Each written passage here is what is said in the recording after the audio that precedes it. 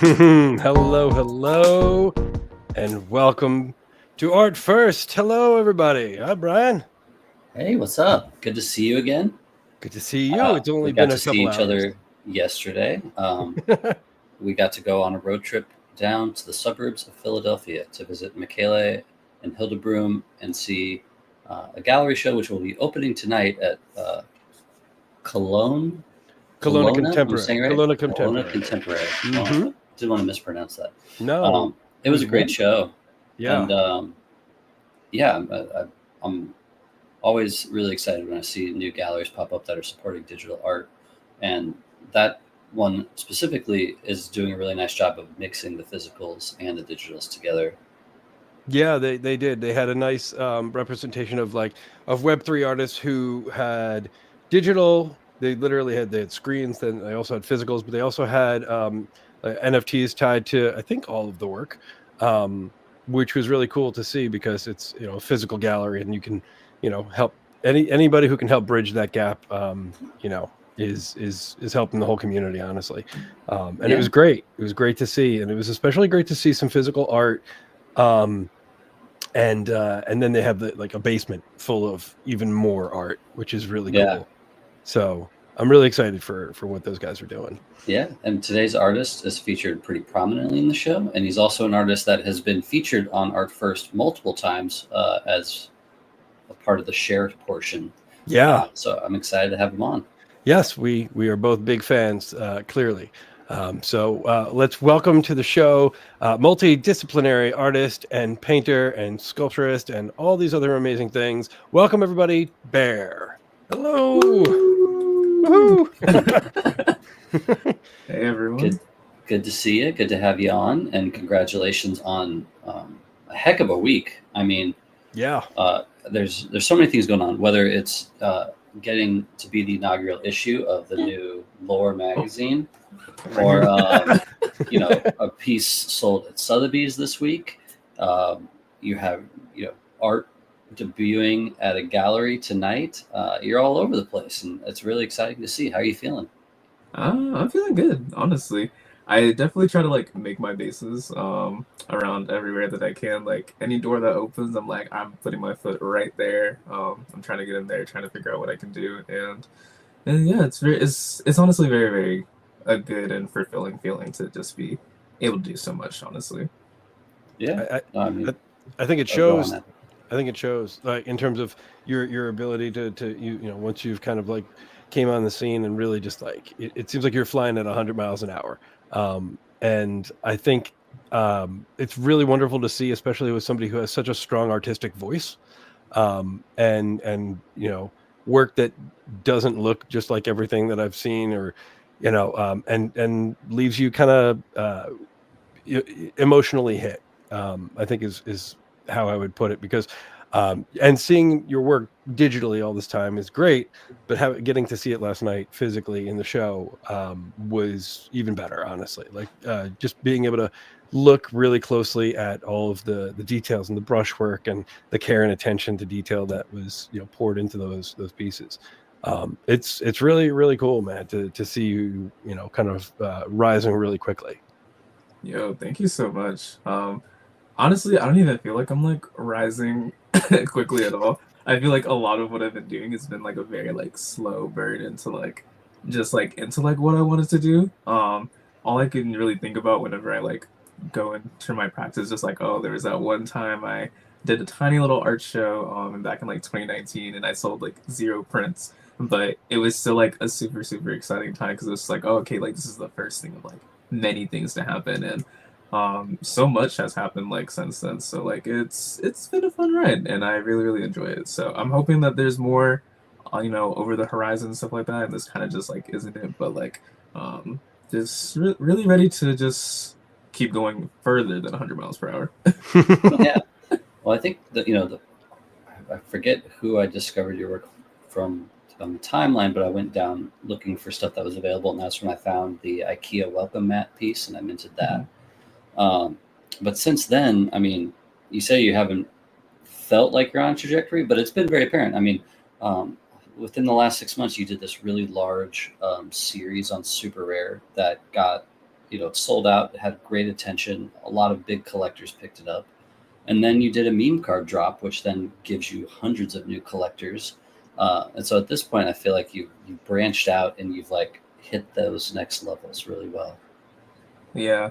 Honestly, like the meme card thing definitely came as a surprise, but I think even more of a surprise was that collection selling out because it was something that I was literally like making in between kind of like figuring out like what to do next. I was like, oh yeah, I was working on this. Let me like make something larger out of this and really dive down into kind of like using different techniques that I've learned digitally and practice over the years and stuff like that.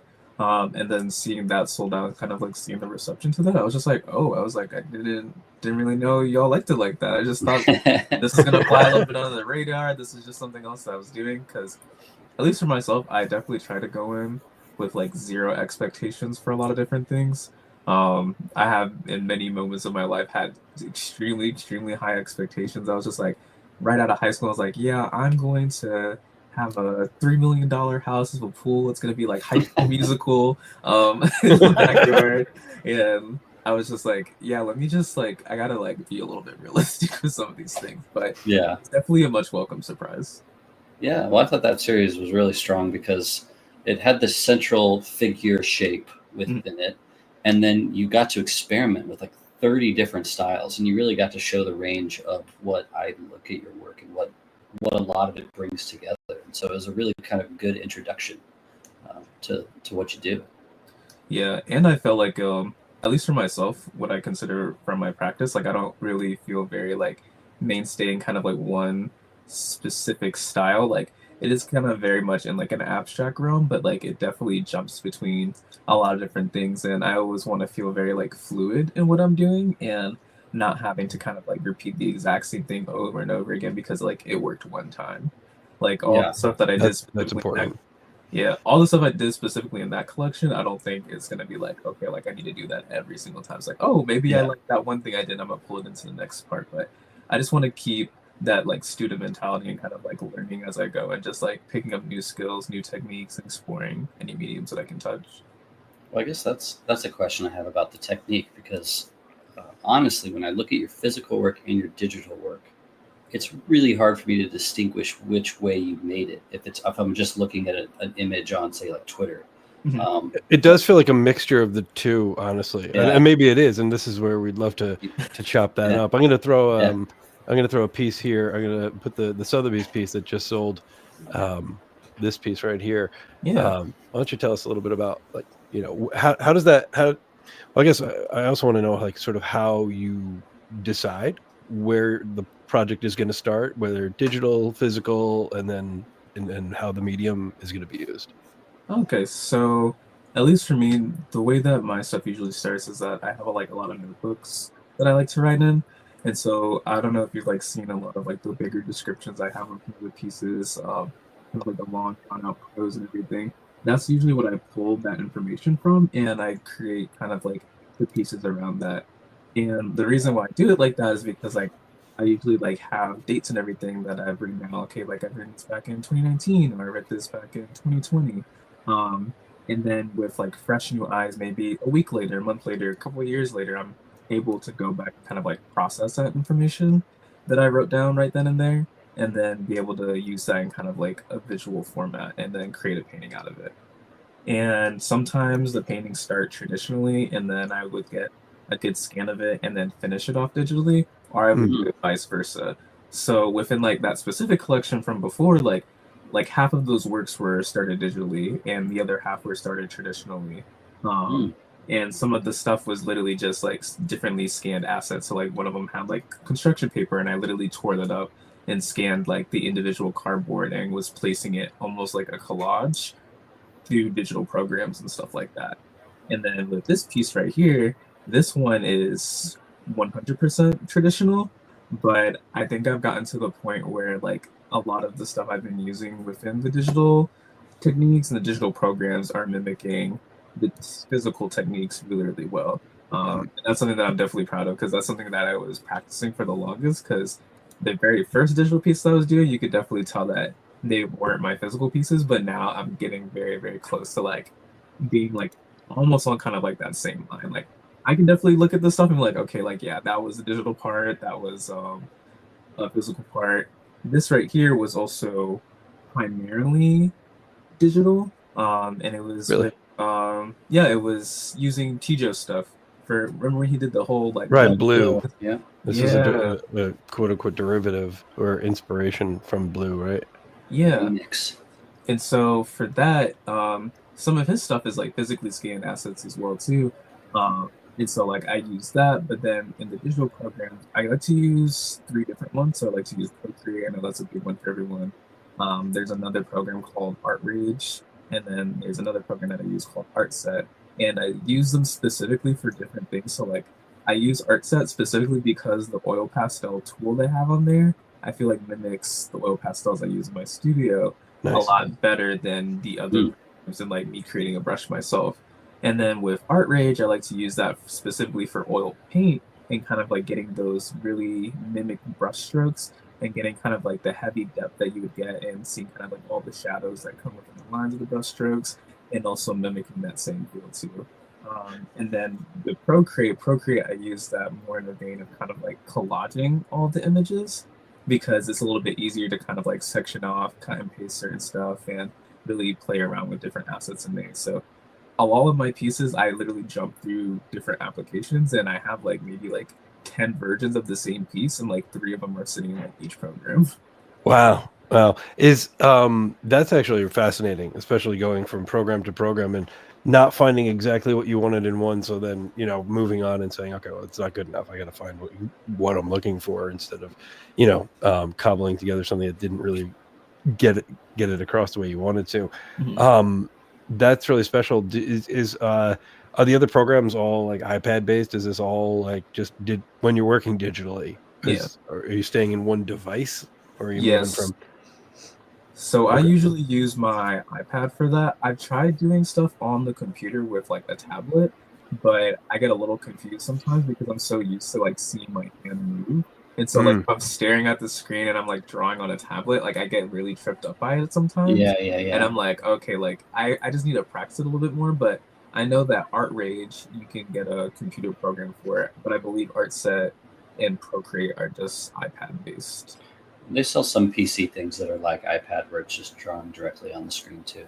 Oh yeah, yeah, I've seen those. but I think to your point though, I mean, I've used tablets in the past where it's the disconnected ones where you draw and then it shows up and you're not drawing on the actual, you know, Yeah. uh, paper or digital paper or canvas, whatever. And then I've even drawn, with the Cintiqs where you're like actually, using a computer and you're on the computer, but you're drawing directly on the screen. Um, I don't know. I mean, none of it to me has been as transformative as the iPad with like Procreate or other Yeah. programs. It's speed of thought and you're just immediately you just touch everything. And if you really want to, I don't know if you've ever done it, but you can just use the touch interface if you wanted to finger paint, you But know. yeah, I actually have tried that before. Yeah. Yeah. And Those. the big reason why I even started doing it on an iPad was because in college I had like a book credit and I used it to get an iPad for my classes because I wanted to do kind of like the little virtual notes in my classes instead of having like a ton of notebooks. Um, and then I remember I was able to get Procreate on there and I already had like the Apple Pencil and stuff like that. So that's where I started dabbling on there. And then when that kind of like shut down on me because it just wasn't like processing the stuff as well. Mm. Got the I think like the M1 iPad when it first came out, with like the upgraded chip and stuff like that. So I still have that now, and I think that's like a 2021 iPad. That still works great for me. I see, and going through your work, and seeing some sculptural stuff. How do you decide, and what's the process like? This sculpture here that I've seen. I don't know if this is the same one or not, but I know I've seen photos of you in your studio with what looks like a giant version of this, if that's not already that. Yeah. Um, what's going on there? It's really cool looking.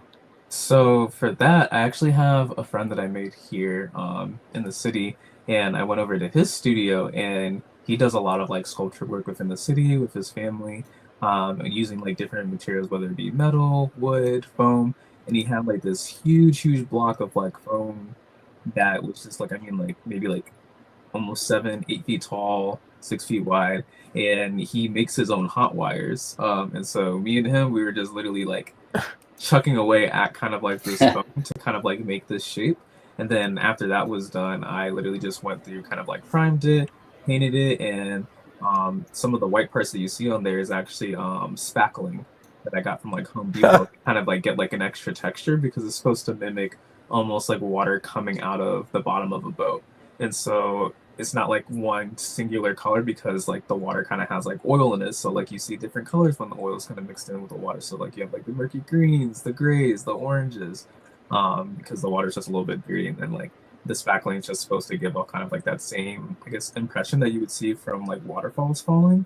And you kind of like see the white mist and the foam falling off of that as well. Really kind of like adding into the whole ambiance of it. Wow. Okay. I didn't realize that was foam. A part of me thought it was maybe wood or cardboard.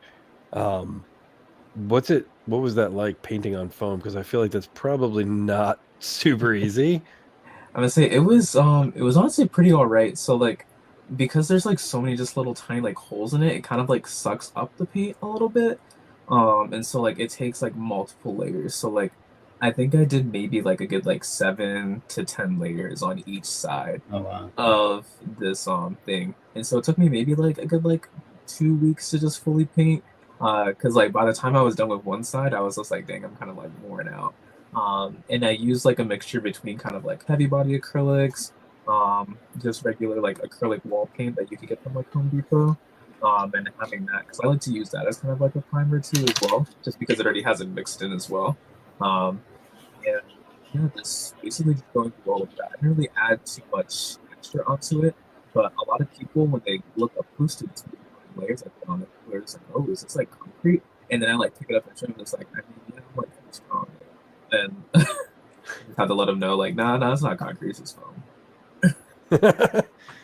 That's cool, man. And did I see you working with speaking right of just there. other palettes, or sorry, other canvases? At one point, did I see you working on like wood pallets that It's broken right there on the down? right. Is that Yeah, that? you That just is passed it. this guy. Yeah. This guy. Yeah. So that was Yeah. basically just two wood pallets put together. And kind of along the same process of like painting the foam. So kind of like prime the wood and then just like paint right over it. And that's like multiple layers and some of kind of like the thicker textures that you see are kind of just like really heavy kind of like oil pastel just to give it a little bit of extra kind of like variety and just texture that you can see from afar rather than just being like super close by. Um, and that's the second wood palette piece that I've done. The first one I did was for the show I did in January of Kelowna, actually, and that went over to Wop Shop. I really love them, man. They sent me a picture of it like hanging up in their house and everything. So I was like, oh, this looks so nice over there. So I like painting on these different mediums. I think it makes a lot of stuff like super interesting. It causes people like to ask a lot of questions and even like going into like the name of the piece, like my fears aren't as solid as wood. Like it's supposed to be something that's a little bit more like nonsensical, and like the fears don't really have like an immediate shape. They don't really have an immediate form, and everything's kind of like very abstract in nature in comparison to everything else that's in the show. And then I don't know if you guys can see, but like there's basically some like chopped wood pieces going along kind of like the slits in the wood palette. And so those were actually like broken up pieces of wood that I had before, and I kind of just nailed them in there. And it's supposed to kind of like symbolize a little bit like of a spine and kind of like that fear that you get that kind of flows down your spine and kind of get a little bit shaken up. And so it's supposed to like reference that a little bit. Kind of, it's broken up. It kind of follows like a weird curvature line, and also just giving the piece a little bit more extra verticality. Just because like if I didn't have it in there, you would just see so many holes, and so kind of like you would just stay in one spot, but this helps your eye kind of like move up throughout the entire piece. No, I love it. There's so much intention in all the work that you're doing. Yeah, I think color your palette is really really powerful and also very easily recognizable, even though you're not only using the same colors all the time. Your work is both really vibrant and also muted at the same time. It's a lot of muted tones that flow really well together. Um, How did you kind of arrive at this? And do you feel like you have a specific palette, or do you just go into these?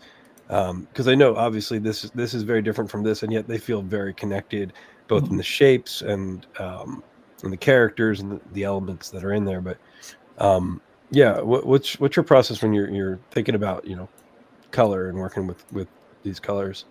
So when I'm working with color, at first when I first started painting and everything, like I basically just chose like any color that was like available to me. Like if it was right in front of me, I was like, okay, yeah, let me make use of this. And I guess as I started going on, I kind of wanted to like think a little bit more intentionally about what I was doing. So then I would like pull back on the colors I was doing. But just because I had a lot of options right in front of me, it made it really difficult for me to kind of like practice and hone in on like, hey, like this works with this or this works with that. So I got to a point where like I literally just like limited the amount of like supplies that I had. And so like I was just like, okay, like I only have these four colors now. This is what I'm going to be using for this piece, and this is what I'm going to kind of stick with.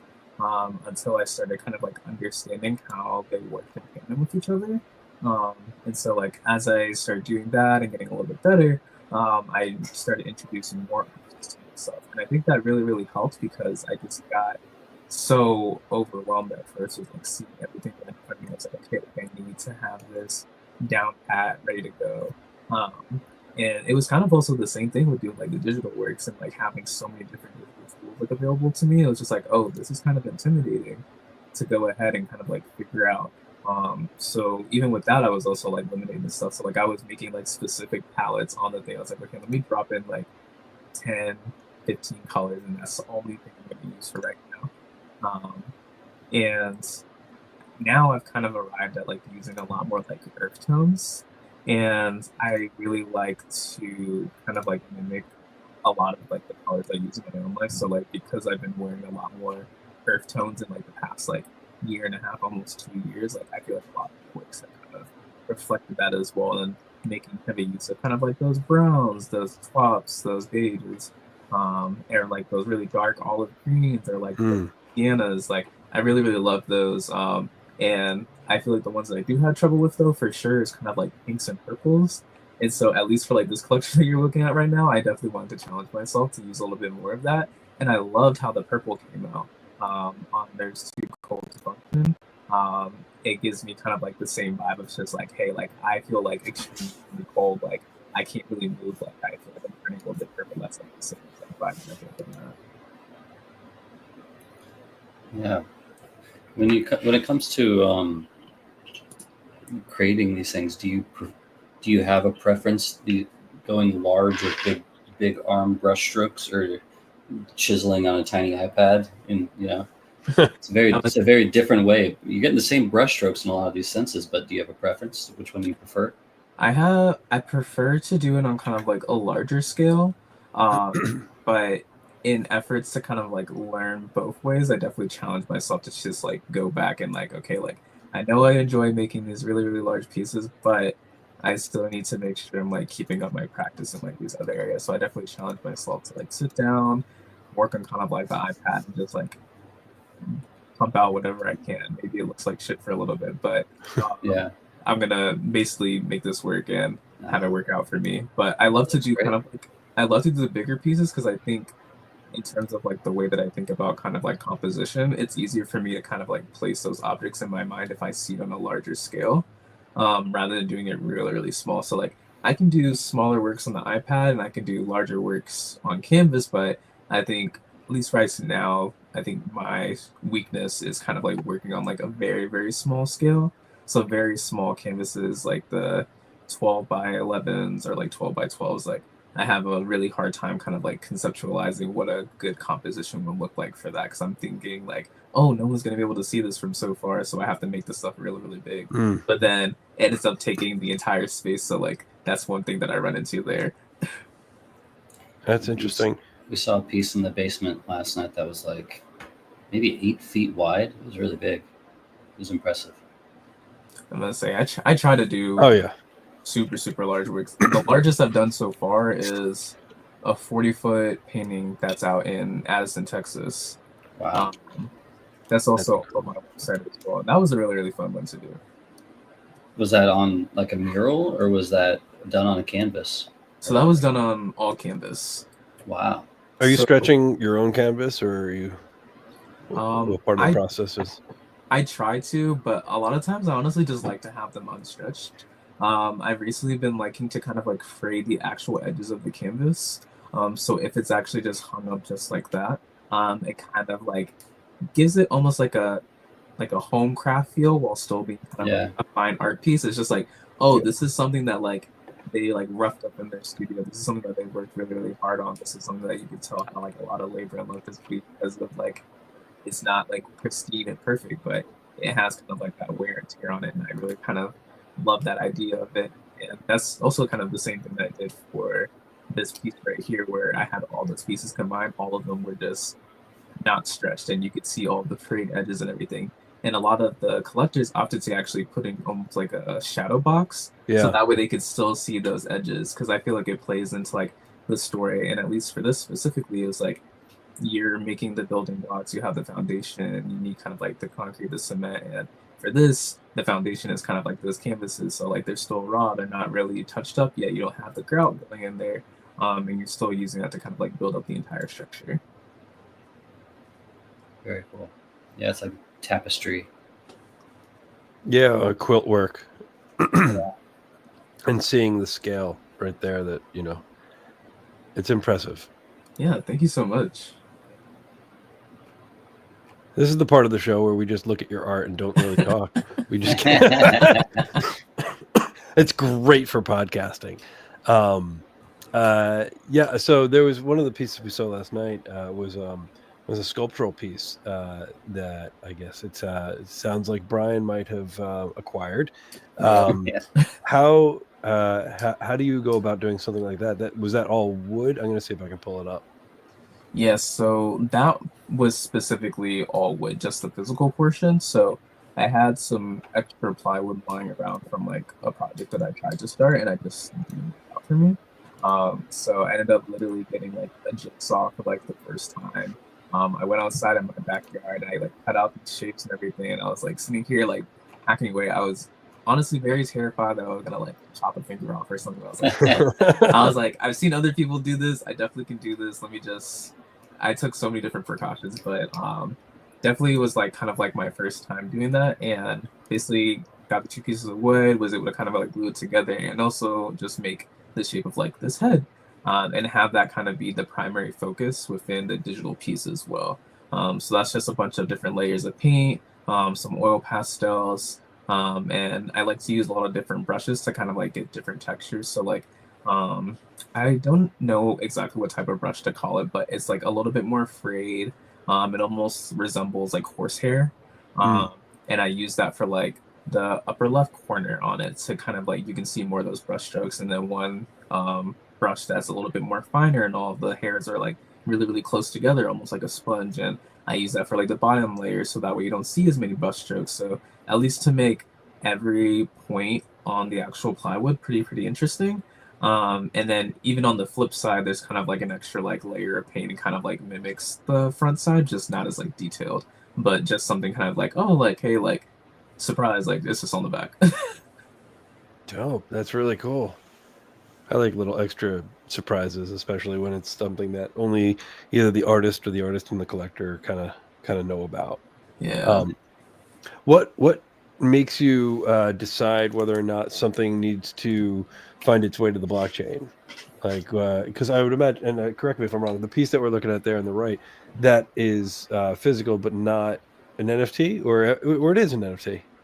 The plywood itself, isn't the NFT, but it has kind of like the digital token like mixed in with it. So like I utilized kind of like I took a scan of it and utilized that within the piece. But then the three prints on the side, those aren't digitized anywhere. Like even the original that I have isn't like digitized at all.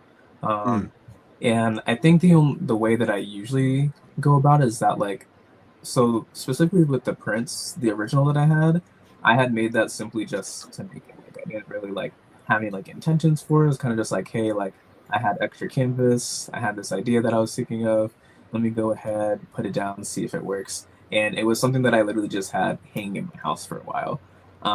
And so like I didn't really have much use for it or much intentions for it. I was kind of just like, hey, I really like how this came out and I like how it looks in my house, so I have it there.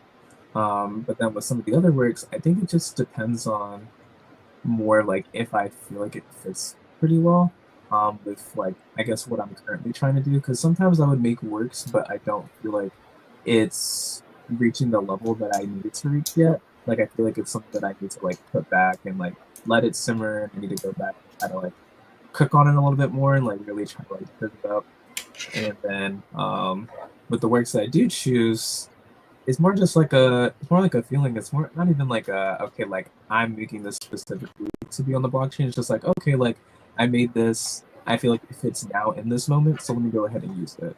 And there's other stuff where literally I'm just like, yeah, this just doesn't fit. And then I try again maybe like a couple months later, and it's like, yeah, this still doesn't work. Like I have a whole bunch of files like of digital works that I'm just probably never gonna really use that much, just because I'm just like, well, it didn't really work then. It's been like a year, 2 years later. I don't really think it's working now. But I might be able to go back later, maybe like next year, and kind of like remix it and kind of like touch it up with like new styles and new techniques that I learned to kind of like fit the narrative that I'm trying to push and the stories that I'm trying to put out. And yeah, just do something along those lines. That's very cool. If you go back to Super Rare, the very first one, you can see the piece that ties into it. What I noticed with the Sotheby's piece is that you wrote a poem, or there was at least a poet. I would assume it was a poem, right? It was a little thing you wrote about the piece. Is that something you've done for a lot of pieces, or is that just a special one for that one? So it's something that I've actually done for a lot of pieces. I think recently, within like the past like year, I've started to try. That's it, Adam. Yeah, right there.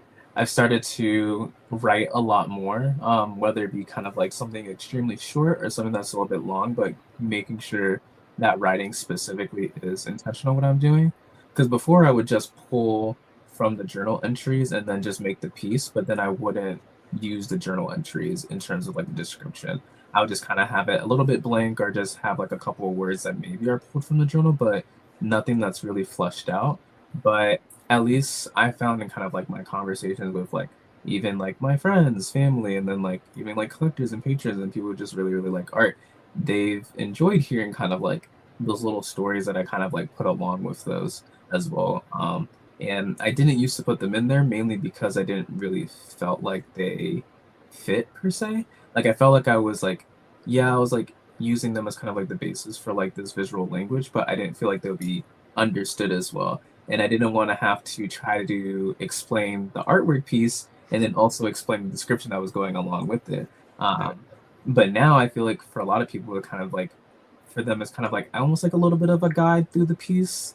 Like they see certain objects and they see little spots of imagery and they're coming to their own conclusions, but they're either supporting or not supporting kind of like their own kind of like perspectives with the writing that's there, and maybe it makes their perspective stronger, or maybe it doesn't make it as strong, or maybe they might think of a new perspective just after reading that after having their first perspective. But I feel like it helps provide like a lot of like extra insight, and it helps even keep like the viewer just engaged with the piece, because like they're having like their own conversation with the piece and seeing all these different elements, and then like they're having a conversation with the writing, and it's like, okay, like what was he thinking here? Did he make this part here? Did he make this part here? And then I would go and explain something, and then like maybe I was like completely left base, or I was totally off of, like their perception. It's like, oh, I didn't even realize you made that connection there, and I feel like it's just a really nice way to interact. Yeah, it kind of gives them a roadmap, mm-hmm. but not exact directions. Yeah, and at least right now, I think I'm working on something at least for like maybe like a good like year or two or even 3 years from now, like just compiling like a lot of different writings together and a lot of kind of like different imageries and stuff like that together, almost to make like a small poetry book. But then like I would need to like get it edited and stuff like that, and I don't know if I can handle having to get like my writing critiques, because I definitely would be like, look, my writing is all right, but I definitely don't feel like it's like top tier. Like they're gonna be like, hey, like you're not gonna end up on the bestsellers list, and that might sting a little bit. I don't know. I believe in you. So I appreciate it'll it. come in handy for the inevitable tabletop book, coffee table book. There you go. Yes. Yeah. That's what I'm It's- aiming for. It's looking good, man. It really is.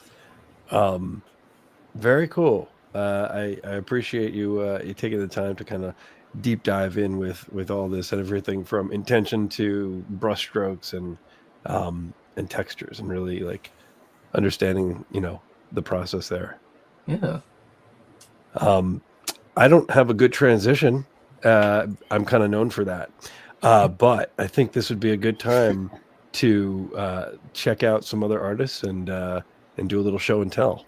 Oh yeah. Woohoo. You guys think we go for it? Yeah. Let's do it. All right, we're going to do it. I'm going to press a button. My mic is going to stop for some weird reason, and then eventually I'll come back. Cool. Here we go.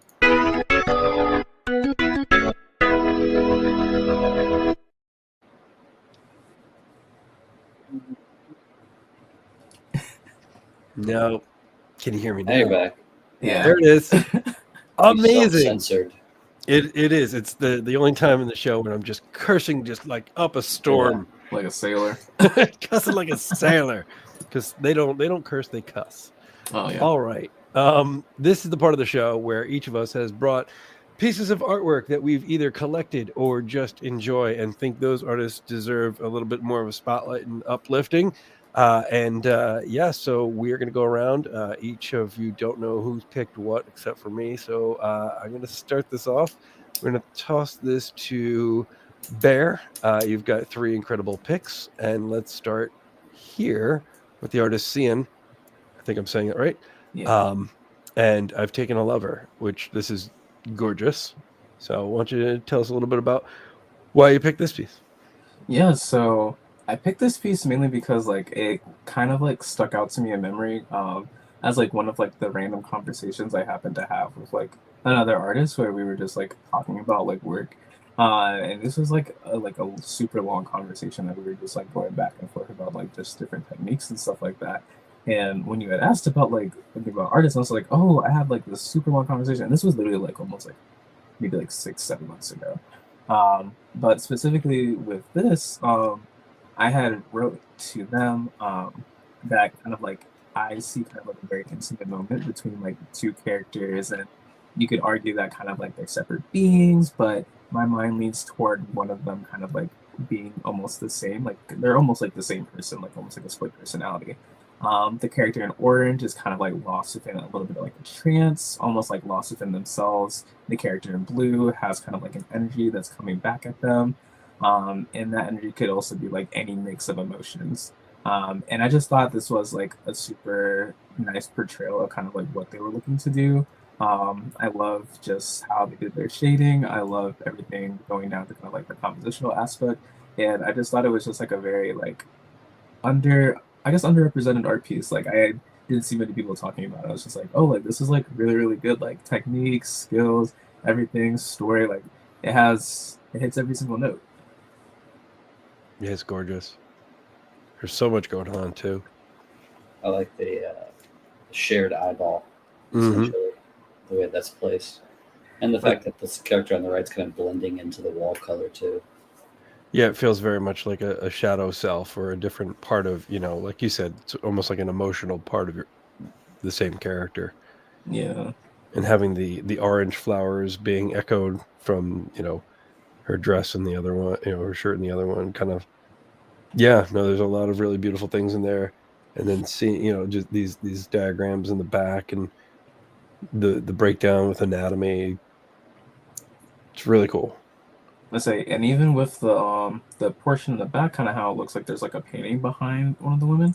It almost looks like it like mimics the 2 that are kind of like out in front. Like it's kind of like maybe like even like an alternate life. Like, oh, like this is something that was happening before, like the past, something like that. And maybe this person right now is kind of like longing on that, or like they're really much stuck in a trance thinking about that. And even the fact that like the one character isn't even looking towards the one that's leaning on them, and the one that's leaning on them is kind of also looking in a separate direction, but they still have like that shared eye. Like they're very much in with each other, but very much separate as well. Like it's a fun dichotomy to kind of like dissect through. Yeah, this is wonderful. And All right, where do we go? Do I have it? Do I have it? It's good stuff. Good stuff. Yeah. There it is. It's a great choice. Yeah, really wonderful. Thank you. All right, Brian, you're up next, and we're gonna go with this piece here by Shikai. Shout out to Chikai. Also this week, he had his gallery show opening last night. Oh, nice. Yeah, not Elvis. New York City. Lebs. So, but he's been working on this project for, I feel like, almost a year now, where he built a platform that allows you to use AI to generate stamps, and then you can mint the stamp. So, when I of course was like thinking back to like that 1992 Elvis stamp, and I was like, can I recreate that?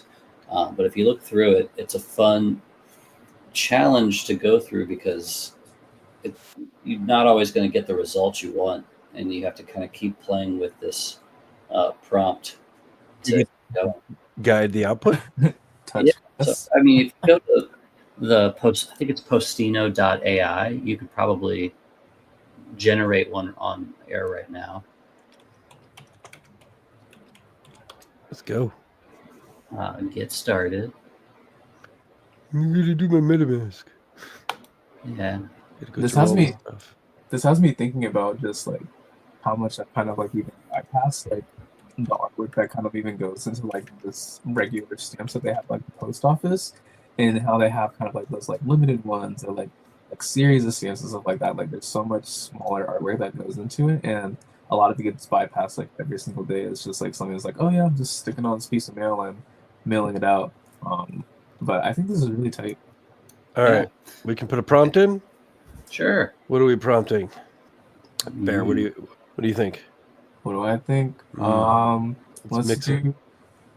Let's do something, I guess, like flying out like a Camaro or something like that. Like someone's driving a Camaro,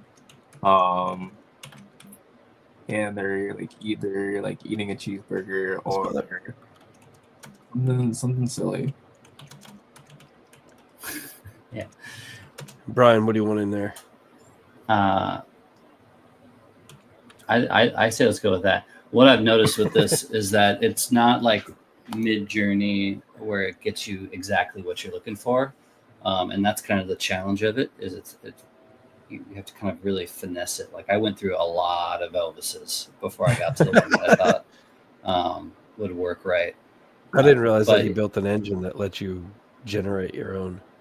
Oh, that's really cool. Whoa. Oh, that's actually pretty good. Okay.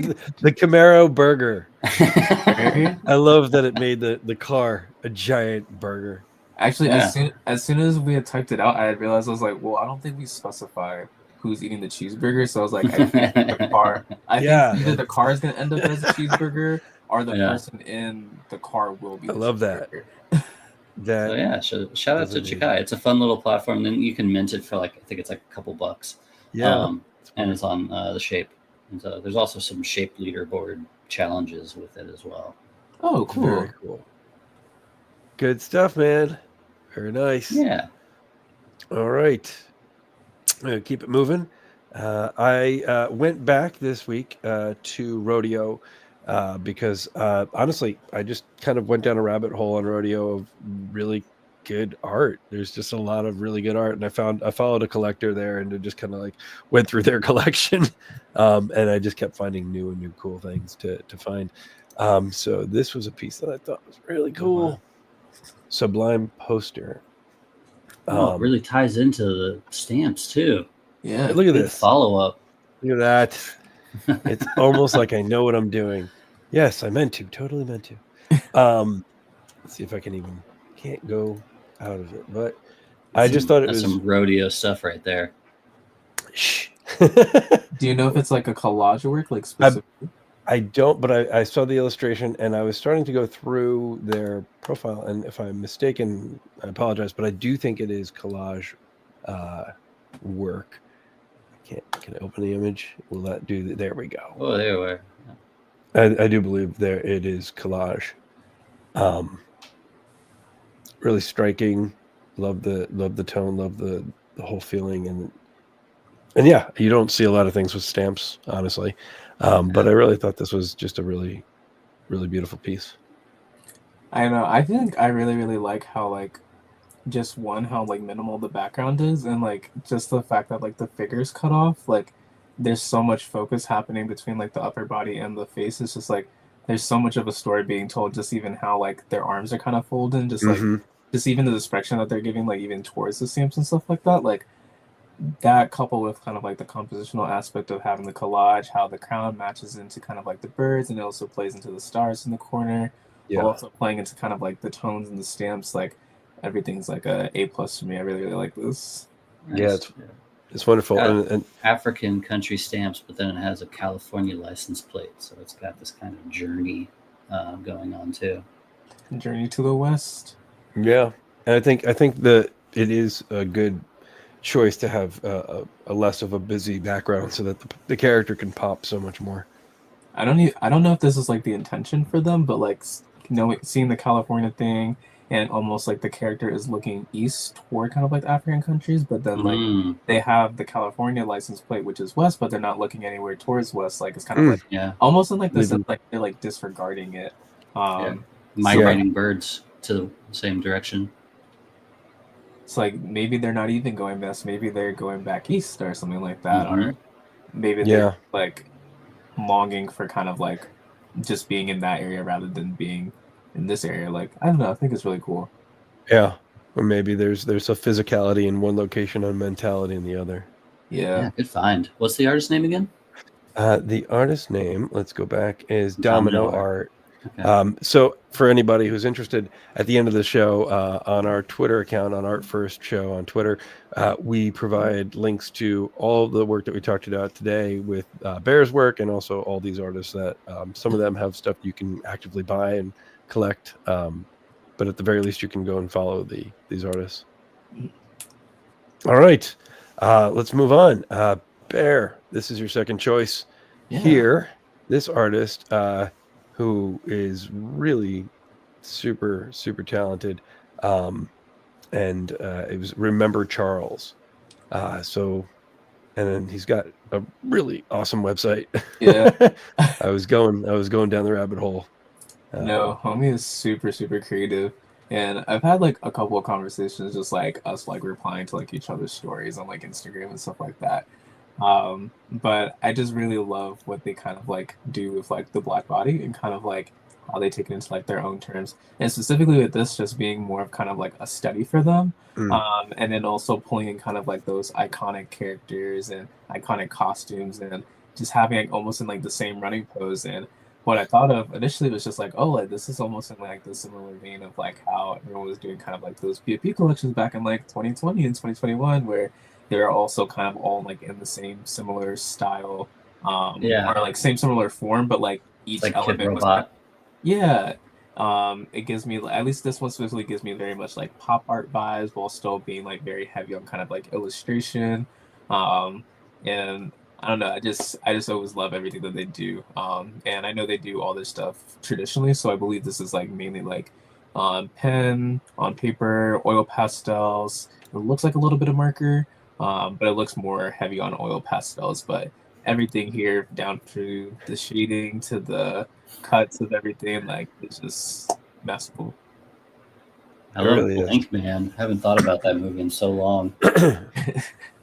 My God, it's been a minute. I love that they all have the sock, right? Like everybody Oh yeah, has the one sock on, So and that without a shoe. having that one thing that kind of ties it together, and that's also kind of like the same similar vein that I wanted to go down with doing kind of like that past collection was like having an element from that one initial figure that kind of like plays into every single piece that was going down, and I got the exact same vibe from this. And I hope they do more stuff like this and just kind of like show off their talent for just like illustration in general. Yeah, Um, because I know they do like a lot of like larger paintings and they do a kind of like a lot of portraits and stuff like that. So I'm always down to see them do kind of like bigger or larger figurative work. it's also really cool because, like, I guess this looks like it's probably all digital, Mhm. um, but one of those choices to use brushes and techniques that maybe it's not actually pastel. Honestly, I'm looking at Yeah. this right now, unless it's a time lapse. in real life. This looks like it might have been digital, which is it's impressive either way. Yeah. No, You can tell it's digital because of that erasing of the edges. Basically. Yeah. But I mean, no, it's good. He clearly has a very a strong understanding of form and light, and it's really great. Good stuff, man. Good stuff. Yeah. Oh, and there's someone that isn't the artist. That's just Instagram being Instagram. Awesome. Okay, Brian, let's go to your next pick. Oh, I remember. Not that one. There we go. You chose. Thank you. Amplifier Art, Aaron Huey, which he brought together a bunch of artists, including Adam here. Mm-hmm. There's Faith Love. And this is just, I minted 5 of these the other day. They're so cheap. It's $5 each. Yeah, thank you. And they're all these wonderful dollar bill centric pieces. That's a part of Amplifier Art's like history. I have physicals of Killer Acid's dollar bills from a couple of years ago. And it all goes to this mental health charity thing that Aaron's been building up for many years. And yeah, it's just a really great collection of pieces from a bunch of artists that I feel like I know almost all of them, but there's a few that were kind of new to me. No, this is super sick. It's always so interesting how different style of artists can kind of like play into even like the different like aspect ratios of the different stuff. So like it kind of like the photographer kind of had basically like the city on top and the bottom was like a reflection. Yeah. Right. One person was making a reflection with just kind of like their illustration. Some still had some of like the same elements of kind of like the dollar bill where like you have specific corners doing things and some just got rid of it. So this is really, really nice to see. Yeah, Sue too. That was one of the ones I minted yesterday. Yeah. Oh, there's Adam's. There's mine. Hey, that's tight. Thank you. You snapped. I appreciate it. Appreciate it, man. But it is really cool. Yeah. It was a great initiative. It's open for a month. Yeah, 18 more days, 19 more days. 100% of the profit is going to help the charity. So all of us as artists kind of just said, "Yep, nope, we don't need to get paid for this." Looks like it's already raised almost like $3,000, which is fantastic. It is fantastic. We just want to keep going because that's one of the benefits of this space is that there's a lot of money and there's a lot of money that can be funneled to charity and do some good. So thank you for supporting, Brian. Of course. All right, let's see here. Sticking with rodeo, I'm going to go into this piece here. Tide Need number 17. 10 centimeters. So is it a physical that was scanned? I think it might have been, actually. See if I can also click on it. I do. It would be funny if we just started putting arbitrary inches and centimeters on our digital artworks. I think I still do that sometimes, honestly. I put down what it would be like if I were to make into a print and be like, oh, this is what this is. That's really cool. But I really just enjoyed the colors and the overall look and feel of this piece. Felt really good. Rodeo, what are you doing to me? I think for me, I really enjoyed that. It feels like, even though it is a smaller piece, it feels very grandiose. And it might just be kind of like that central figure and everything that's going on within it. Like, I kind of get the imagery that it looks a little bit like a dragon to me, but it also looks like an elephant while also looking like it has like a bunch of different faces within it. But for me, it kind of like lends itself to also being like, this is like something I would like love to see in like a book. And kind of like flipping through and kind of like having like a little story to go along with it. And I really, really like all like the techniques they use in there because they kept it within kind of like, it looks like maybe a five thing color palette. So like white, orange, green, red. And really like using what they could and kind of like taking it to like the next level and like having a lot of form, a lot of shape. Your eyes move around the entire piece just because of how the lines are moving. This is Yeah. Again, the artist name is El Ojo que Mira, which means and the eye that looks. Okay. Oh. Yeah. I dig it. It gives me that Central American like Incan vibe. I can see that. It would be a great like screen print because it's limited colors. Yeah, definitely.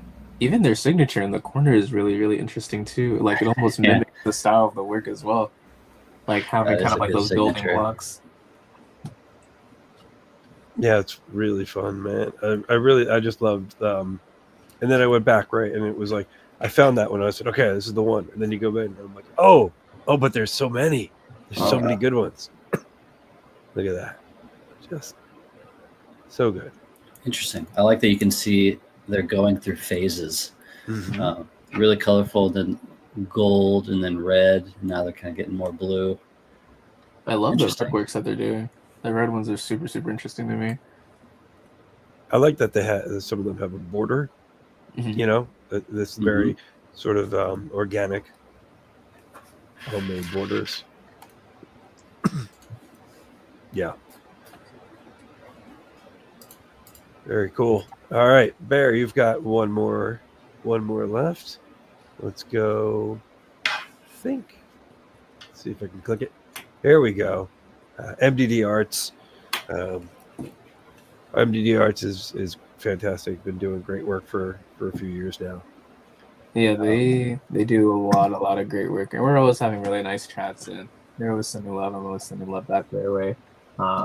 And for me, what always stands out, like no matter what, is that like it's an insane composition, but it works every single time. Like, there's like multiple pieces happening within the piece, and like they have like the one larger piece, but like I always end up going to kind of like the smaller pieces and kind of like trying to dissect like how does that play into the larger piece as a whole, and like even like down to like how they have like certain stuff numbered. Like I'm sitting here like, okay, do I need to like start on one, then go to two, go to three, go to four, go to five? Are these just like marking different points that don't necessarily have to be going in like one exact order? But one thing I can appreciate is that like outside of doing all of that, they have like a color palette that's pretty consistent upon all of their work. So I noticed that they like to use a lot of kind of like those darker blacks, those darker reds, and kind of having those pages and those buttons in the background, just to help bring more attention to all of those little smaller details as well. And I think it all just plays together really, really well. As well as having some objects that look a little bit more three-dimensional rather than just it being like a 2D thing, just being like a really, really huge collage. Yeah, I like that you have to decide where your eye's going to go. It doesn't feel disjointed. It feels very cohesive. It's also, kind of in that, hidden picture kind of thing, that really drives your eye from place to place, but also keeps you looking. And every time you kind of look at it, you find something different. And it very much feels like pieces within pieces. Have you guys ever seen, I guess, like played any kind of like the Uncharted games where they kind of like you can like see the map that they're using and they have like all these different writings and stuff like that? It's like, oh, you need to go here. We found this here. That Yeah. that gives me kind of like that same impression. Like if I was like in a video game or something like that, and I was in a world and I need to open up a map and I have to hit these different points or like different points in like the investigation. Like this is what Right. I'm seeing. I'm seeing all the facts right in front of me. I'm seeing all these different points and stuff that we could have pieced together. Some of it might not fit, but that all still works in kind of like a larger grandiose scale. Yeah, it feels like, exhibit A, B, C, and D, and then Mm-hmm. you're kind of using one piece to, unlock the next part of a puzzle, a bigger puzzle. I would hire MDD to be a private investigator for me. You're gonna get that gif of Always Sunny and just looking at all your with like Charlie looking at all the pieces of stringed up post-its all over the wall. It would work. I could post It'd it be in the great. museum, have some His other people help me solve it. Yeah, get their work on there instead. I love it. All right, Brian, your last piece, and then I'll close it out. This piece right here. What Here we comes once that carried. guy with the most likes. Guy with the most So, likes. VVD just kind of closed out the month of Pepe drops, and a lot of them were silly or mimetic. I really appreciated Dai going real dark and animated with this piece of, this moment of someone dying. Like this could have been a piece that was more human and poignant, but then bringing it into this Pepe world is such an interesting way to go. And I just, I loves that he's been really pushing his style in a lot of different directions, and this one felt like a real level up for him. And again, the fact that he's making these depressing things for all these collectors that didn't expect it is just so awesome. So shout out to Dai. I think this is, in my opinion, I think my favorite piece he's made so far. I love the high contrast. Yeah, I think- and the subtle animation too. I think it makes a lot of great use of kind of like the negative positive space. Like Yeah. for me, like this is very like foundationally sound. I can look at this and like, okay, like he knows like this shit about like art. Like he knows like what's supposed to go where. Like he knows like how this is supposed to work. And like it's just super interesting to me. Like even the fact that like the hands are in kind of like the positive space, and like you can have parts of the hands in the negative space, and like the only source of light is kind of like the one circle that's right at the top. And it's also playing into kind of like how it's also hitting them with the shadows and everything. And then even the IV drip kind of also has like that same contrast, because he definitely could have just like had like a full fleshed out background, but like everything is like just as dark as the shadows that are kind of like over them, almost like a Neor style movie. Yeah, and the thin lines under the eyes to kind of almost give like a teary eye feel to it. Very well thought out and executed. I must say, definitely one of my favorites out of kind of like all of the Pepe stuff I've seen. I've never been like super drawn into Pepe in general, but I do recognize it as kind of like a cultural standpoint within the space, and I always get very interested to see how other people utilize it and kind of like what ways they like to make it turn. It's kind of like the same thing of like I don't know if you guys ever heard of this app called iFunny, where people used to make memes back in like 2010. I kind of remember it. And I remember like you could literally, that's when people were making kind of like the one baby that has like the thumbs up, and they had like the really big block letters that they kind of like attach now to like millennials. It's just like if you see anyone making a meme like this, they're probably a millennial. Yeah. But it definitely reminds me of kind of like how people would utilize just memes in general and kind of like making their own thing of it. It's cool because it doesn't really look expected, right? In especially with inside the world of a Pepe drop, right? There's like a preconceived notion of what you're probably going to get. And I mean, the character and form are obviously, part of that, but color is usually a big indicator, and to strip it of all the color and to have it be this more somber take is really cool. Yeah, I'm down for it. Man, this is it. I'm gonna hit it. I'm gonna do it. I'm gonna hit the button. Good stuff. Black and white, good stuff. Ooh. Yes. All right, we got one more left, and we'll stay on theme with black and white. Brian, I'll see your black and white and raise you. Oh, Humans, number 8, by Zarek. Cool name. Very cool series, and I had to pick just one, as is the case. But just know there are others in that series. Oh, wow. Equally as powerful. This is like a sick PFP collection, dang. Dude, this would be just disgustingly good. But look at that detail, and this, looks like stippling effect, whether it was, done by hand or not. Yeah. Really strong composition. And just very powerfully, emotionally, it hit me. It stood out. Yeah, I really like it. The mix of soft and hard lines. I don't know how they created it. Whether it was like throwing a noise thing over. I don't think it's 3D. It looks like it was all hand drawn. Really cool. I'm really drawn into just the hair in general and the texture they use for that. Yeah, I feel like that for me, it kind of like it grounds the piece in like a little bit more reality.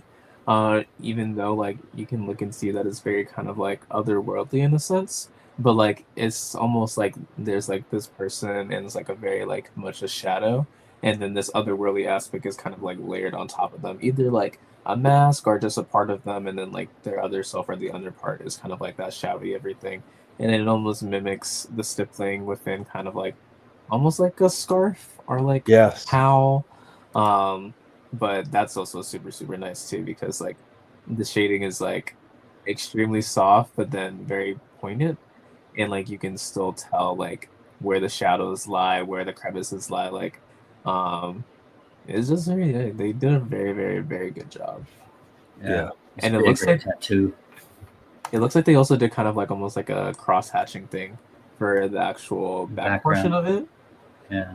That looks really tight. And if it is cross hatching, power to them. Cross hatching and putting in the same thing, like really, like I remember doing that in one class that I took. It's and I absolutely foundationally hated it. it's a foundational thing that not many people stick with. Yeah. Yeah. Wow.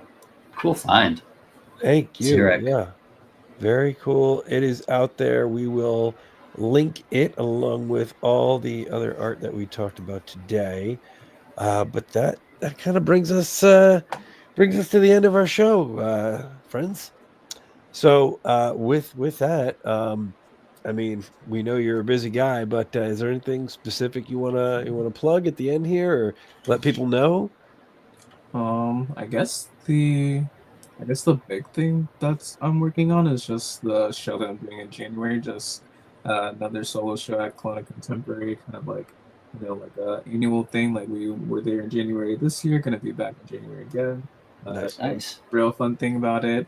Yeah, just working really hard toward that, and then just doing all my other side quests in between. So I'm always popping around somewhere, and I've always got something that I can do. So I'm sure I'll think of something that I'll come up with when it's like 3 or 4 weeks. Oh yeah, this is now happening.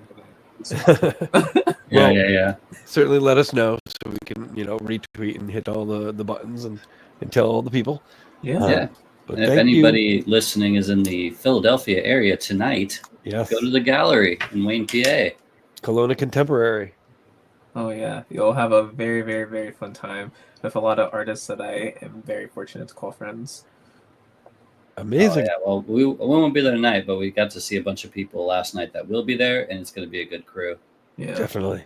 Yep. All right. Well, thank you very much, Bear, for joining us today on the show. We really appreciate you taking your time to let us dig in and learn a little bit behind the scenes for what you do. Other than that, I'd say thank you to everybody who tuned in, and yeah, we will catch you guys in the next one. All right. Take care, everybody. bye y'all.